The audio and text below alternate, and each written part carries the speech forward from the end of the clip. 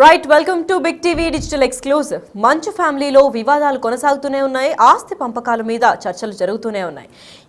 ఇదే పరంగా మనం చూస్తున్నట్లయితే మంచు ఫ్యామిలీలో ఇంకా కొనసాగుతూనే ఉంది. దుమారంగా మారుతుంది వీళ్ళ వివాదాలు. ఆస్తుల పంపకాలపై రకరకాలుగా చర్చలు కూడా కొనసాగుతున్నాయి. ఇదే విధంగా మోహన్ బాబు ఆస్తుల విలువ దాదాపు 600 కోట్ల పైమాటే ఉంటుందని కూడా ఇప్పటిదాకా ఇన్ఫర్మేషన్ ఉంది. ఇటీవలే వివాదాల నేపథ్యంలో పంపకాల గురించి టాపిక్ వచ్చినప్పుడు ఎలా చేస్తారన్న దానిపైన జోరుగా ప్రచారం జరిగింది. అయితే ఇప్పటికే జల్పల్లి నివాసం నుంచి మనోజ్ను ఖాళీ చేయించాలంటూ మోహన్ బాబు ఫిర్యాదు చేశారు. ఇది మనందరికీ తెలిసిందే. అయితే నిన్న లేటెస్ట్గా ఫిర్యాదు చేసిన తర్వాత ఆస్తులు మోహన్ బాబులు కష్టార్జితం. అయితే ఎవరికి ఎక్కువ ఇష్టమో, ఎవరికి నచ్చారో నచ్చిన వాళ్లకు ఇచ్చుకోవచ్చు అని ఉంది. కాకపోతే సమానమైనగా వాటా ఇవ్వాలంటూ చట్టంలో ఎక్కడా కూడా లేదు అని కూడా చెప్పుకొచ్చారు. అయితే వారసత్వంగా వచ్చిన ఆస్తుల విషయంలో మాత్రం అందరికీ సమాన హక్కులు ఉండాలి అని చెప్పి కూడా ప్రభుత్వం నిర్ణయించింది. అయితే దీని గురించి ఏమవుతుంది? మనోజ్కు ఇది బిగ్ షాక్ తగిలేటట్టు అనిపిస్తుందా, లేదా ఆస్తులన్నీ మంచు విష్ణుకే వెళ్తాయా అన్న దీనిపైన చర్చ అయితే భారీ స్థాయిలో వెళ్తుంది. అయితే మంచు ఫ్యామిలీలో ఇంకా వివాదాలు కొనసాగుతూనే ఉన్నాయని చెప్పుకోవచ్చు. అయితే లేటెస్ట్ గా వచ్చిన అప్డేట్ దాదాపు 600 కోట్లు పైమాటే ఉంటుంది మంచు మోహన్ బాబు ఆస్తి. దీని పంపకాల గురించే ఈ గొడవంతా అని అంటున్నారు. అయితే ఈ ఘటన పైన మరింత ఇన్ఫర్మేషన్ ఇవ్వడానికి మా ప్రతినిధి శ్రీపాల్ అందిస్తారు. శ్రీపాల్, చెప్పండి. మంచు మోహన్ బాబు ఆస్తులు దాదాపు 600 కోట్ల పైమాటే ఉంటాయంటున్నారు. అయితే ఆస్తులు ఈక్వల్ గా పంపించుకోవడానికి ఎక్కడ కోర్టులో కూడా లాస్ లేవు, ఇష్టం వచ్చిన వాళ్ళకే ఆస్తులని ఇవ్వచ్చు అని చెప్పారు మోహన్ బాబు. అయితే ఈ పరంగా విష్ణుకి అన్ని ఆస్తులు దక్కుతాయి అనుకోవచ్చా? ఖచ్చితంగా ఈ దక్కుతాయని చెప్పుకోవచ్చు. మంచి ఫ్యామిలీలో కొనసాగుతున్న దుమారం అయితే ఆస్తుల పంపకాలపై రకరకాల చర్చ జరుగుతుంది. అయితే మోహన్ బాబు ఆస్తుల విలువ ఇప్పుడు 600 కోట్లు పైమాటే అంటున్నారు కొంతమంది సన్నిహితులు. ఎందుకంటే ఇటీవల వివాదాల నేపథ్యంలో అయితే పంపకాలు అయితే ఎలా చేస్తారన్న దానిపై అయితే జోరుగా ప్రచారం జరుగుతుంది. నిన్న అతను కంప్లైంట్ చేయడం, కలెక్టర్ కి కంప్లైంట్ చేయడము, అతని ఇల్లు ఖాళీ చేయించమని చెప్పేసి కూడా ప్రభుత్వానికి ఒక విజ్ఞప్తి చేసుకున్నాడు మేజిస్ట్రేట్ కి. ఇప్పటికే జల్పల్ నివాసం నుంచి కూడా మనోజ్ను ఖాళీంచాలంటూ మోహన్ బాబుకి ఫిర్యాదు చేయగలిగింది. అయితే ఆ ఆస్తులు మోహన్ బాబు కష్టార్జితం అయితే నచ్చిన వాళ్ళకు కూడా ఇచ్చుకోవచ్చు, సమాన వాటా ఇవ్వాలని చట్టంలో ఎక్కడా కూడా రాసి పెట్టలేదని చెప్పుకోవచ్చు. వారసత్వంగా వచ్చిన ఆస్తుల విషయంలో మాత్రం అందరికీ సమానమైన హక్కే ఉంటుంది ఖచ్చితంగా. ఎందుకంటే మోహన్ బాబు గారు ఆయన ముందు జాగ్రత్తగా చాలా వరకు ఆలోచించి చేసినట్టు తెలుస్తుంది. ఖచ్చితంగా ఇది మంచు మనోజ్ కి వర్సెస్ మంచు విష్ణుకి జరుగుతున్న యుద్ధం అని చెప్పుకోవచ్చు. ఖచ్చితంగా మంచు మోహన్ బాబు గారు ఎటువైపు ఉంటే ఖచ్చితంగా అటే ఆస్తులు వెళ్తాయని తెలుస్తుంది లక్కి. రైట్. మరి ఇప్పుడు ఆస్తుల గురించి వివాదాలు వచ్చాయి కాబట్టి మనోజ్కు చిల్లి గవ్వ కూడా వద్దు అంటూ కూడా చెప్పుకొచ్చారు మనోజ్ ఈ వివాదంలో.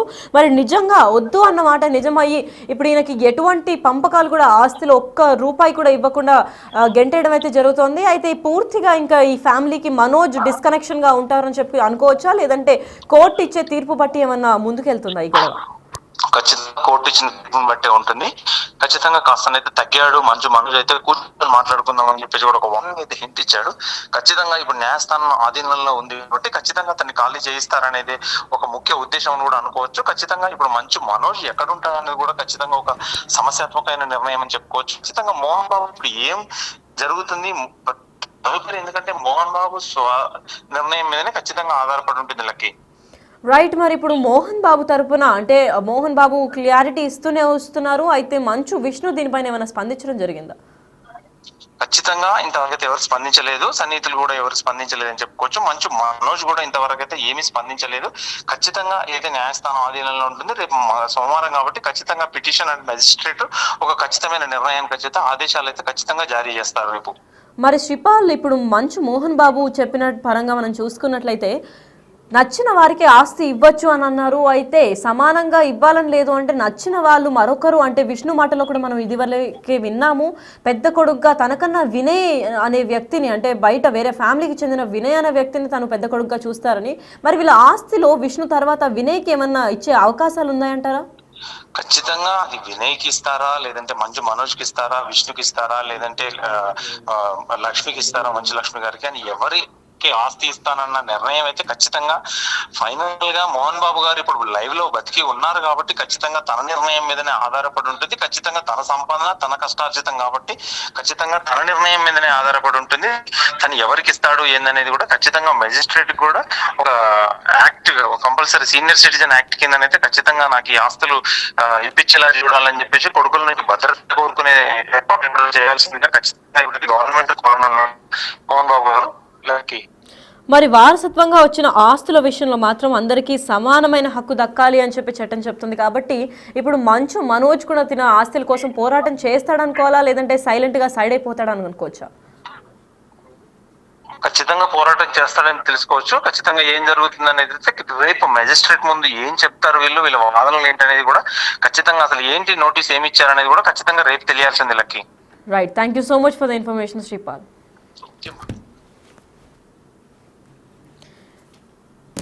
ఎస్, అయితే మంచు మనోజ్కు బిగ్ షాక్ తగిలినట్టే అవుతుంది. ఎందుకంటే ఆస్తులన్నీ కూడా విష్ణుకే అని చెప్పి ప్రచారాలు అయితే జోరుగా కొనసాగుతున్నాయి. అయితే ఇదే నేపథ్యంలో మంచు ఫ్యామిలీలో గత కొన్ని రోజులుగా కొనసాగుతూనే ఉంది ఈ దుమారం.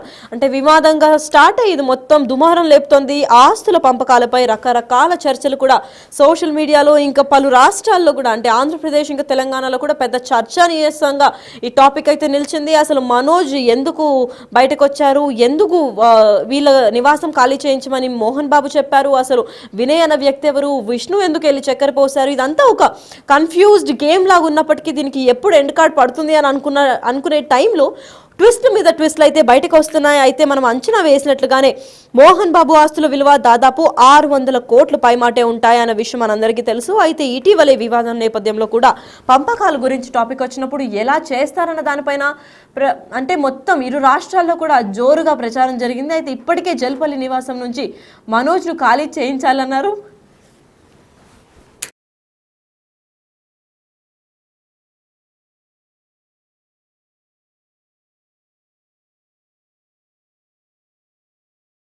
సినిమా తీస్తున్నారు, దానికి 200 కోట్లు ఖర్చు పెడుతున్నారు.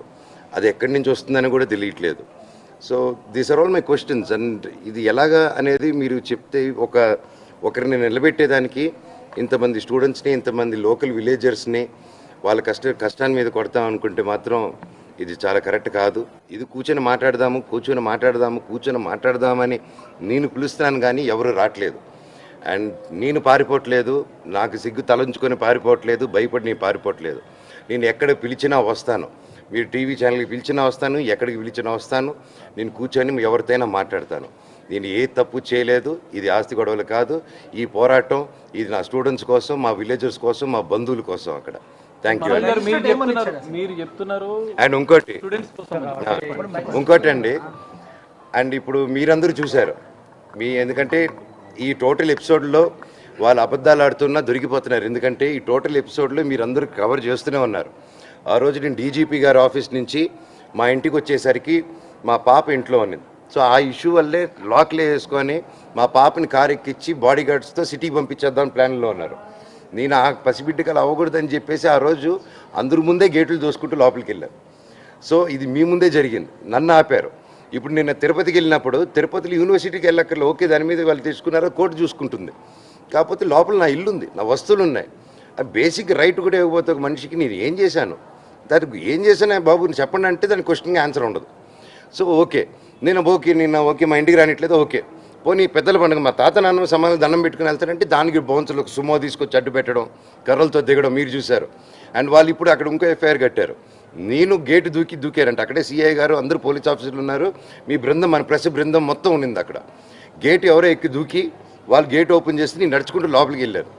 అంతేగాని నేను గేట్ ఎక్కి దూకాను, నేను ఎవరన్నా కొట్టరాని చోట కొట్టాను ఆ గేట్ ఎంటర్ అయ్యేటప్పుడు. ఇంకా నోటికి అబద్ధం వస్తే పక్కన ఎవడ ఏ సలహా చెప్తే అది రాసుకుంటే లాస్ట్లో ఒక సైన్ పెట్టడం, ఎఫ్ఐఆర్ రేజ్ చేయడం. ఢిల్లీ సుప్రీంకోర్టు నుంచి కేసులు పెట్టారు, ఢిల్లీ హైకోర్టు నుంచి కేసులు పెట్టారు, హైదరాబాద్ హైకోర్టులు అన్ని కోర్టులు, తిరుపతిలో ఎన్ని కోర్టులు ఉంటే అన్ని కోర్టులు, ఎన్ని చోట్ల నుంచి పెట్టాలో అన్ని చోట్ల నుంచి పెట్టేశారు. చంద్రమండలం కూడా వెళ్ళి పెట్టుకోమనండి, నేను మాత్రం న్యాయం కోసం పోరాడతాను, ఎవరిని వదిలేదే లేదు, సమస్య లేదు, కూర్చొని మాట్లాడేంత వరకు. ఇప్పుడు మోహన్ బాబు గారు ఏంటంటే సీనియర్ సిటిజన్ యాక్ట్ ప్రకారంగా నా ఆస్తుల్లోకి మీరు అందరూ ఎంటర్ అయ్యారు, ఖాళీ చేయించండి, వేకెట్ చేయించడానికి ఫిర్యాదు చేశారు. సో మెజిస్ట్రేట్ మీరు ఏం చెప్పారు? మెజిస్ట్రేట్ మీతో ఏం మాట్లాడింది అసలు?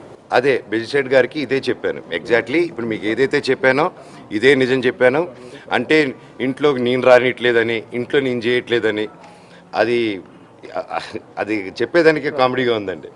అది నేనెందుకు రానియకుండా ఉంటాను, మీరందరూ హ్యాపీగా రండి, నేను రానికపోతే దగ్గర. సో ఇదంతా ఫాల్స్ అలిగేషన్స్. స్టూడెంట్స్ కోసం నిలబడినందుకు ఇది చేసేది. థ్యాంక్ యూ అండి. సార్ ఒకటి ఫైనల్గా సీనియర్ సిటిజన్గా డిస్ట్రిక్ట్ మెజిస్ట్రేట్ని ఆశ్రయించారు, దీనిపైన మీరేం చెప్తారు? ఇట్స్ ఫాల్స్ అలిగేషన్ అండి. అండ్ దాని ప్రకారం ఇట్స్ ఎ కొలాబరేటివ్ కాంట్రిబ్యూషన్. నేను 10-12 సినిమాలు చేశాను ప్రొడక్షన్లో, లక్ష్మీ ప్రసన్న పిక్చర్స్కి, 24 ఫ్రేమ్ ఫ్యాక్టరీకి.